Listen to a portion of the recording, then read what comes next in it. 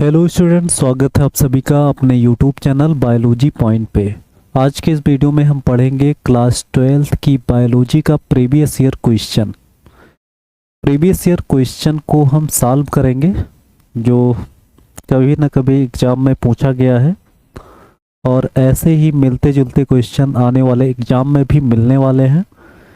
तो आइए देखते हैं यहाँ पर हम क्वेश्चन नंबर फर्स्ट। सबसे पहला क्वेश्चन है यहाँ पे, chalaza is found in. Chalaza पाया जाता है, तो चलाजा किस में पाया जाता है? ओव्यूल में। किस में पाया जाएगा? ओव्यूल में। अगर हम बात करें यहाँ पर ओव्यूल की, तो ओव्यूल का स्ट्रक्चर कुछ ऐसे बनता है।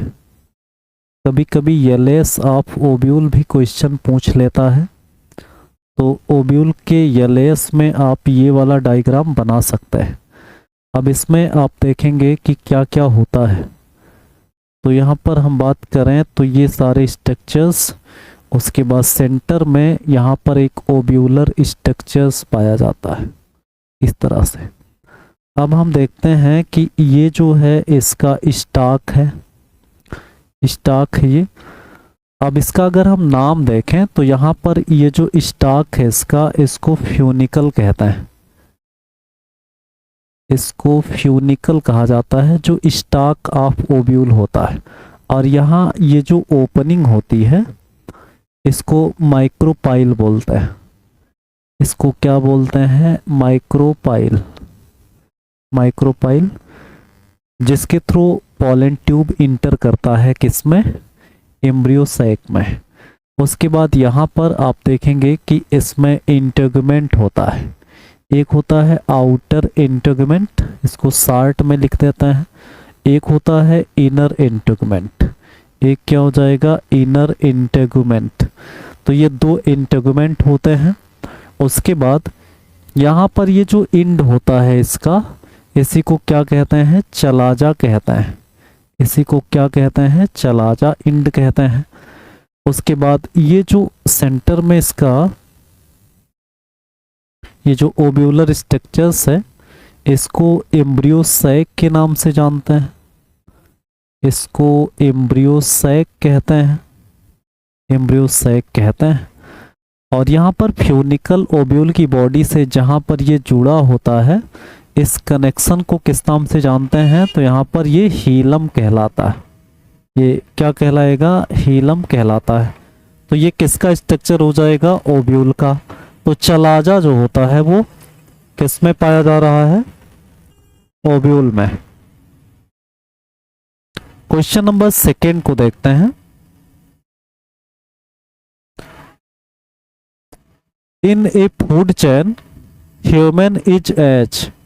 फूड चेन में ह्यूमन किस पोजीशन पर होता है?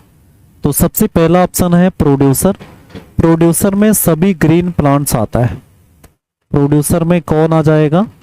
ग्रीन प्लांट्स आता है। डिकम्पोजर्स की बात करें तो उसमें बैक्टीरिया और फंजाई आता है। कौन आएगा? बैक्टीरिया और फंजाई। ये किस में आएगा? डिकम्पोजर्स में। अगर हम बात करें कंज्यूमर्स की तो इसमें एनिमल्स आते हैं, और एनिमल्स में ही क्या आता है? ह्यूमंस। ह्यूमंस भी आ जाएगा। अब यहाँ पर जो ह्यूमंस है वो कंज्यूमर की कौन सी कैटेगरी में आएगा? तो अगर हम इसको देखें तो ये टर्सेरी ORR इसको कहते हैं क्या? Top consumer. टर्सेरी, या इसको क्या कहते हैं? Top consumer. टॉप कंज्यूमर में आएगा। तो इस तरह से ये इसका क्या हो जाएगा? राइट आंसर कौन सा हो जाएगा? कंज्यूमर। ये तीसरा हो जाएगा। उसके बाद अगला क्वेश्चन हम देखते हैं, which is related with man. इनमें से कौन मैन से रिलेटेड है? यहाँ पे है वेसेक्टॉमी, उसके बाद ट्यूबेक्टॉमी, उसके बाद पिल्स है। ये तीन चीजें हैं। तो इसमें मैन से कौन संबंधित है? तो सबसे पहला वेसेक्टॉमी की अगर हम बात करें, किसकी बात करते हैं? वेसेक्टॉमी की। तो जो वेसेक्टॉमी है इसमें हम क्या करते हैं कि ये जो वेस डिफरेंस होता है वेस डिफरेंस, बेस डिफरेंस को स्पर्म डक्ट के नाम से भी जानता है। क्या कहते हैं? Sperm duct.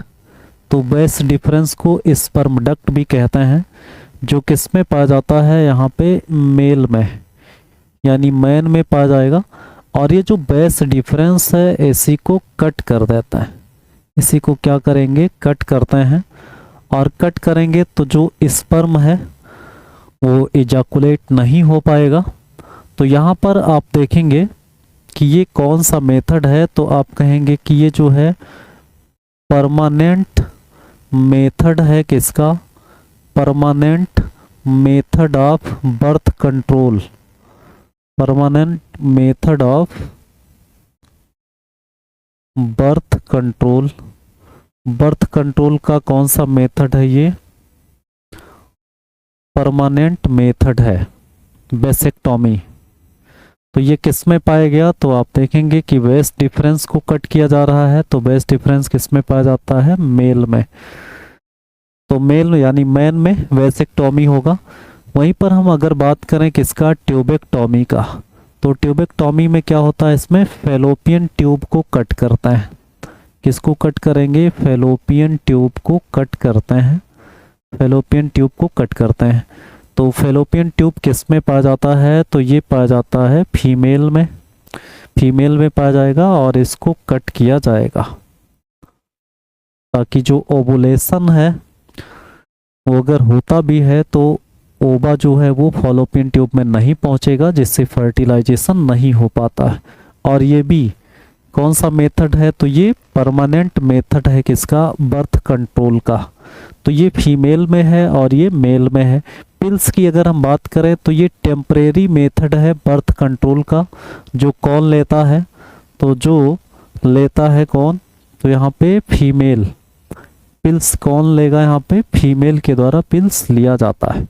तो इस तरह से इसका जो राइट आंसर है वो हो जाएगा ऑप्शन नंबर, ये फर्स्ट हो जाएगा, वेसेक्टॉमी। अगला क्वेश्चन हम आते हैं यूनिट ऑफ इनहेरिटेंस एज। तो यहाँ पर इसका राइट आंसर क्या हो जाएगा? जीन। जीन जो है वो यूनिट ऑफ इनहेरिटेंस होता है। अगले क्वेश्चन पर हम आते हैं which part of flowering plant in haploid. Flowering plant में कौन सा पार्ट है जो हैप्लॉइड होता है? आप देखेंगे फ्लावरिंग प्लांट की पूरी बॉडी डिप्लॉयड होती है, लेकिन उसमें जो गैमीट बनते हैं वो कैसे होते हैं? हैप्लॉइड होते हैं। तो मतलब जो रूट होता है वो 2n होगा, जो लीफ होगा वो भी क्या होगा? 2n होगा। उसके बाद जो मेल गैमीट होगा वो क्या हो जाएगा? n हो जाएगा। और जो जाइगोट है वो क्या होगा? 2n होता है। तो इसका राइट आंसर क्या हो जाएगा? यहाँ पर मेल गैमीट हो जाएगा। क्वेश्चन नंबर 6 की बात करते हैं। तो in an angiospermic plant stamens are. Angiospermic plant में जो स्टेमेन होता है वो क्या होता है? तो यहाँ पे आप देखो, पहला है फीमेल रिप्रोडक्टिव आर्गन। अगर हम फ्लावरिंग प्लांट या एंजियोस्पर्मिक प्लांट में फीमेल रिप्रोडक्टिव आर्गन की बात करें तो इसमें क्या होता है? गाइनीशियम होता है। क्या होता है? गाइनीशियम। और जिसकी यूनिट क्या होती है? तो जिसकी यूनिट होती है पिस्टिल या कार्पल्स। क्या होती है? पिस्टिल। पिस्टिल कहो चाहे क्या कह दो, इसको कार्पल्स कह दो। पिस्टिल या कार्पल्स होता है इस तरह से। उसके बाद हम बात करें मेल रिप्रोडक्टिव आर्गन की, तो मेल रिप्रोडक्टिव आर्गन को एंड्रोसियम कहता है। क्या कहा जाएगा? एंड्रोसियम। जिसकी यूनिट क्या होती है? स्टेमेन होती है। स्टेमेन होती है। और स्टेमेन में एंथर सैक और फिलामेंट होते हैं। स्टेमेन की अगर हम बात करें तो इसमें कुछ ऐसे स्ट्रक्चर्स पाए जाते हैं जिसमें यहाँ पर ये एक संरचना ये होती है। यहाँ पर ये वाला जो ऊपर फूला हुआ पार्ट है इसको एंथर सैक कहता है। इसको क्या कहते हैं? एंथर सैक, या इसको हम पॉलन सैक के नाम से भी जानते हैं। इसको किस नाम से जानते हैं? पॉलन सैक के नाम से भी जानते हैं।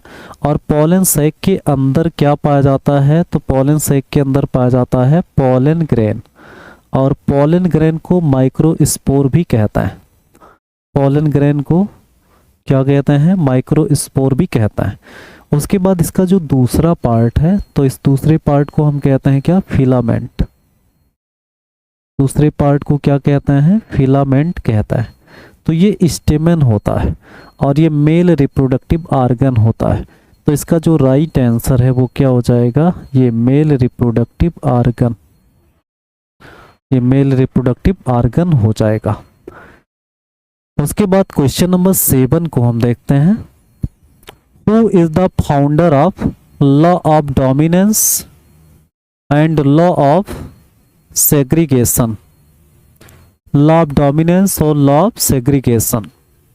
तो यहाँ पर हम देखते हैं कि law of dominance, law of segregation, और एक लॉ और भी है, law of independent assortment. Law of independent assortment. ये 3 लॉ हैं जो किसके द्वारा दिए गए हैं? तो ये तीनों लॉ दिए गए हैं किसके द्वारा? यहाँ पे ग्रेगर जॉन मेंडल के द्वारा, जिन्हें फादर ऑफ जेनेटिक्स कहते हैं। अगला ऑप्शन अगर हम देखें तो डिब्रीज की अगर हम बात करें तो इन्होंने म्यूटेशन थ्योरी दिया था। इन्होंने कौन सी थ्योरी दी थी? Mutation theory. और म्यूटेशन थ्योरी देने के लिए इन्होंने जिस पौधे पर प्रयोग किया था उस पौधे का नाम था ओइनोथीरा, ओइनोथीरा लैमार्कियाना। ओइनोथीरा लैमार्कियाना नाम था उसका, जिसको कॉमनली जो है इवनिंग प्रिमरोज के नाम से जानता है। इवनिंग प्रिमरोज के नाम से जानता है, इवनिंग प्रिमरोज। तो इस तरह से म्यूटेशन थ्योरी देने वाले जो साइंटिस्ट थे उनका नाम था डिब्रीज, इनको ह्यूगो डिब्रीज कहता है। लेमार्क की अगर हम बात करें तो इन्होंने जो थ्योरी दिया था उसका नाम था inheritance of acquired character. Inheritance of acquired character,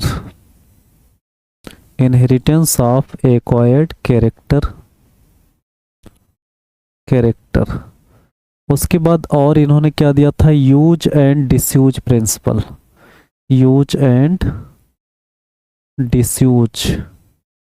disuse principle, ये सब देने वाले लैमार्क हैं। उसके बाद यहाँ पर देखते हैं इनकी जो किताब थी उसका नाम था फिलॉसफिया जूलॉजिक। अगर हम किताब की बात करें, किसकी? लैमार्क की किताब की बात करें, तो यहाँ पर इनका नाम क्या हो जाएगा? फिलॉसफिया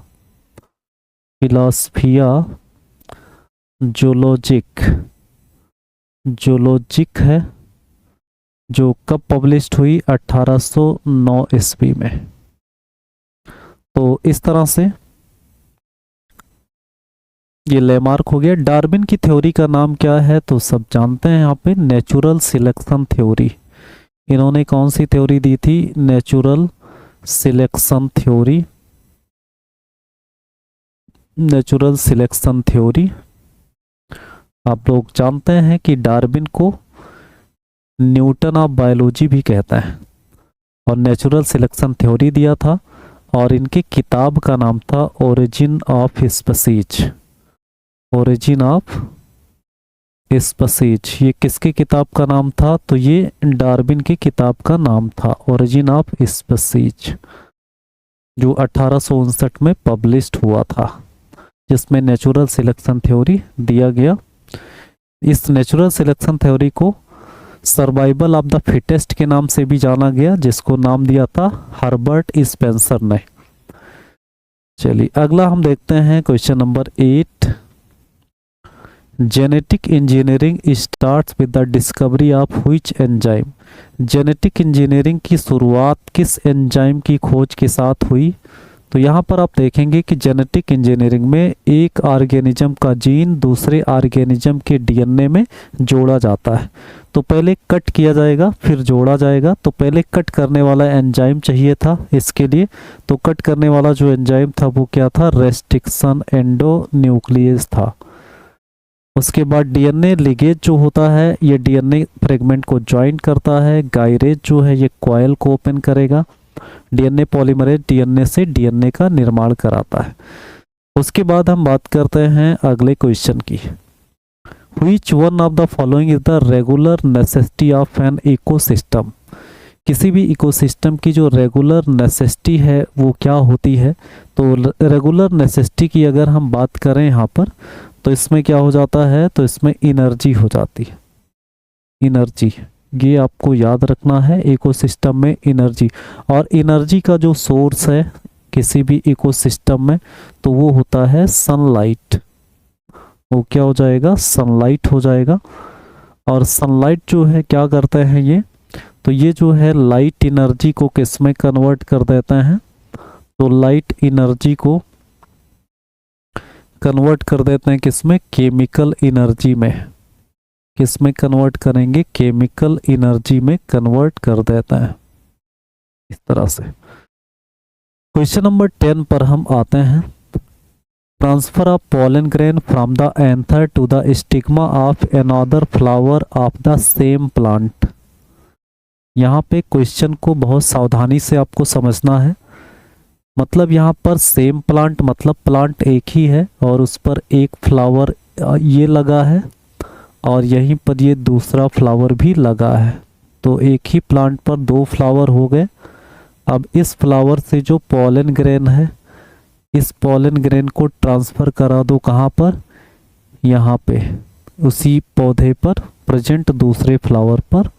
तो ये जो पॉलिनेशन हो जाएगा इसको कहते हैं क्या, जाइटोनोगैमी कहता है।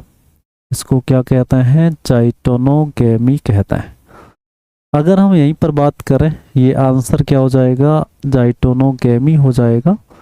उसके बाद हम बात करते हैं ऑटोगैमी। ऑटोगैमी किसको कहते हैं, तो ये सेल्फ पॉलिनेशन होता है। ये क्या हो जाएगा, सेल्फ पॉलिनेशन। उसके बाद जीनोगैमी की अगर हम बात करें तो ये क्रॉस पॉलिनेशन। इसमें दो प्लांट के फ्लावर के बीच में पॉलिनेशन होता है। तो ये क्या होता है, ये क्रॉस पॉलिनेशन ही होता है। क्लिस्टोगैमी की अगर हम बात करें तो इसका मतलब होता है कि ऐसी घटना जिसमें फ्लावर खुलते ही नहीं है, flower neighbour open. Flower neighbour open वाली जो घटना है उसको क्या कहते हैं, क्लिस्टोगैमी कहता है। और क्लिस्टोगैमी पाया किस में जाता है, तो यहीं पर अगर हम इसका एग्जाम्पल यहाँ पर देख लें तो इसमें पाया जाता है जैसे कॉमेलाइना है, कॉमेलाइना है, उसके बाद वियोला है, उसके बाद आगजेलिस है, आगजेलिस है। उसके बाद फिर आपको मिलेगा ट्रेडेस्केंसिया। क्या मिलेगा, ट्रेडेस्केंसिया मिलेगा। उसके बाद आपको मिलेगा अरेकिस हाइपोजिया जिसे ग्राउंड नट कहते हैं। अरेकिस हाइपोजिया, हाइपोजिया है। यहाँ पर कोमेलाइना, वियोला और आगजेलिस इन तीनों में क्लिस्टोगैमी फ्लावर तो मिलता ही है, क्लिस्टोगैमस होता भी है, लेकिन इसमें चेजमोगैमस भी होता है। इसमें क्या हो जाएगा, चेजमो मतलब फ्लावर, दो तरह के फ्लावर बनते हैं। एक ऐसे फ्लावर जो ओपन हो जाते हैं और एक ऐसे फ्लावर जो बंद रहता है। तो यहाँ पे आपको क्लिस्टोगैमी के बारे में समझ लेना। क्लिस्टोगैमी में केवल किस प्रकार का पॉलिनेशन हो सकता है, तो क्लिस्टोगैमी में केवल कैसा पॉलिनेशन होगा, सेल्फ पॉलिनेशन। क्योंकि फ्लावर बंद ही रहते हैं, तो फ्लावर जब बंद ही रहेंगे तो उसमें केवल कौन सा पॉलिनेशन हो सकता है, सेल्फ पॉलिनेशन ही पॉसिबल होता है। चलिए अगले क्वेश्चन पर हम आते हैं। Which one of the following is not an example of adaptive radiation. Adaptive radiation का एग्जाम्पल इसमें से कौन नहीं है, तो इसमें डार्विन फिंचेस ये एडाप्टिव रेडिएशन का एग्जाम्पल है।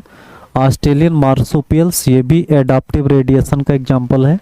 ऑस्ट्रेलियन प्लेसेंटल मैमल्स ये भी क्या है, तो ये भी जो है एडाप्टिव रेडिएशन का एग्जाम्पल है, ये वाला नहीं है, तो इसका जो राइट आंसर है वो थर्ड हो जाएगा।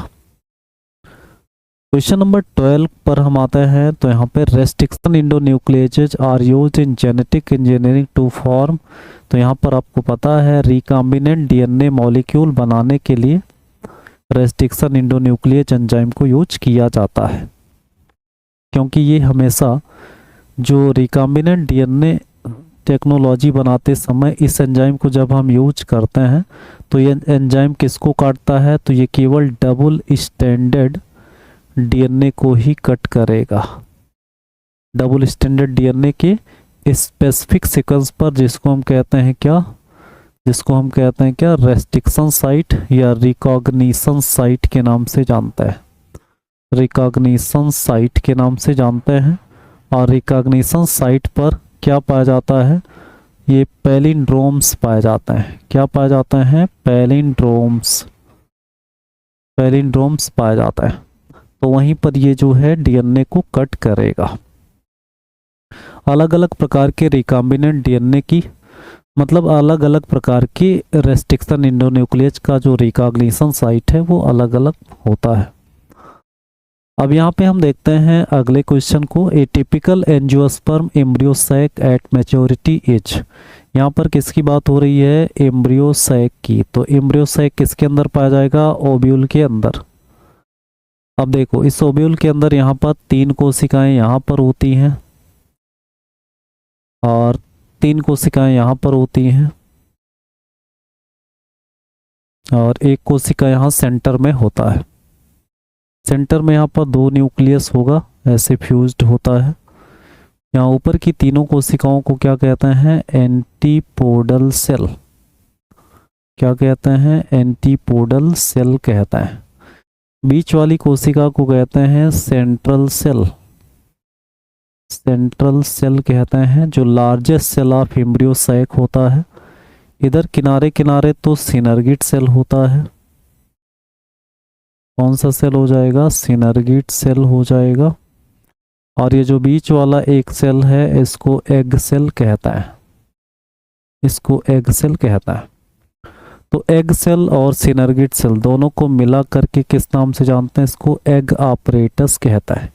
कभी कभी पूछा जाता है कि एग ऑपरेटस में कौन कौन से सेल्स होते हैं, तो एग ऑपरेटस में एग सेल और सिनर्गिड सेल होता है। ये जो सिनर्जिड सेल है इसमें अगर हम बात करें तो एक ऑपरेटस पाया जाता है जिसे कहते हैं फिलीफॉर्म ऑपरेटस पाया जाता है, फिलीफॉर्म ऑपरेटस पाया जाता है।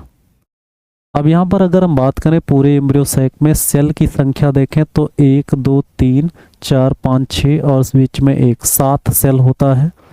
कितने सेल हो जाते हैं इसमें, 7 सेल हो जाता है। और न्यूक्लियस की संख्या कितनी हो जाएगी, तो ये 8 न्यूक्लियस हो जाएंगे। यहाँ पर 8 न्यूक्लियस हो जाएगा, तो 7 सेल 8 न्यूक्लियस, यानी 8 न्यूक्लिएटेड 7 सेल्ड स्ट्रक्चर्स होता है। ये सबसे कॉमन टाइप का एम्ब्रियो सैक है जिसको हम क्या कहते हैं, पॉलीगोनम टाइप। क्या कहते हैं इसको, polygonum type embryo sac. Polygonum type का ये क्या होता है, एम्ब्रियो सैक होता है, जो most common type of embryo sac होगा, जो मोनोस्पोरिक एम्ब्रियो सैक होता है। चलिए अगला हम देखते हैं इसमें question number 14, parthenogenesis occurs in. Parthenogenesis किस में पाया जाता है, पार्थिनोजेनेसिस का मतलब होता है कि एक यहाँ पर क्या हो जाएगा, अनफर्टिलाइज्ड एग हो जाएगा। क्या हो जाएगा, अनफर्टिलाइज्ड एग हो जाएगा। और अनफर्टिलाइज्ड एग से ही किसका निर्माण हो जाए, प्रोजीनी का। किसका निर्माण हो जाए, प्रोजीनी का हो जाए। तो ऐसी घटना को हम किस नाम से जानते हैं, पार्थिनोजेनेसिस के नाम से जानते हैं, जिसका एग्जाम्पल यहाँ पर हनी बी भी है और टर्कीस भी है। तो ये दोनों में पार्थिनोजेनेसिस पाया जाएगा। अब हम बात करते हैं कि जो हनी बी है इसमें पार्थिनोजेनेसिस के द्वारा क्या बनते हैं, तो इसमें बनते हैं मेल, और मेल को क्या नाम देते हैं इसमें, ड्रोन्स। मेल को क्या कहते हैं, ड्रोन्स कहता है। अब यहाँ पर आप देखेंगे कि अगर हैप्लॉइड और जो ड्रोन्स होते हैं उसमें n इक्वल टू कितना होता है, 16, यानी हैप्लॉइड नंबर में 16 क्रोमोसोम्स होता है। इस प्रकार के सेक्स डिटर्मिनेशन को क्या कहते हैं, हैप्लोडिप्लॉइडी, हैप्लोडिप्लॉइडी सेक्स डिटर्मिनेशन के नाम से जानता है। हैप्लोडिप्लॉइडी सेक्स डिटर्मिनेशन के नाम से इसको जानते हैं। और जिसमें मेल जो है वो पार्थिनोजेनेटिकली बनता है, जिसको हम कहते हैं आर्हिनोटॉकी, आर्हिनोटॉकी के नाम से जानते हैं। तो इस तरह से ये हनी बी में सेक्स डिटर्मिनेशन हो जाता है। How many genotypes are possible in humans ABO blood group. यहाँ पर आपको बता दें कि ये जो ABO ब्लड ग्रुप्स हैं ये किसका एग्जाम्पल है, तो ये मल्टीपल एलेलिज्म का एग्जाम्पल होता है, मल्टीपल एलेलिज्म का एग्जाम्पल होगा। और ये जो मल्टीपल एलेलिज्म का एग्जाम्पल है इसमें 3 प्रकार के एलील्स होते हैं, एक होता IA, एक होता है IB और एक होता है IO। अब यहाँ पे आप देखेंगे तीनों प्रकार के एलील का कॉम्बिनेशन क्या हो सकता है, तो एक हो सकता है IA, दूसरा हो सकता है IA, IB हो सकता है, तीसरा हो सकता है IB, कितना हो गया, 3 हो गया। उसके बाद फिर देखते हैं IO भी हो सकता है, IB-IO हो सकता है, IB-IO हो सकता है और एक हो सकता है IO। तो 1 2 3 4 5 और 6, कितने जीनोटाइप पॉसिबल हो जाएंगे यहाँ पे, 6। इसमें हम टोटल 15 क्वेश्चन को ही करते हैं। अगले वीडियो में हम 16 या उसके आगे के क्वेश्चन को सॉल्व करेंगे विथ एक्सप्लेनेशन।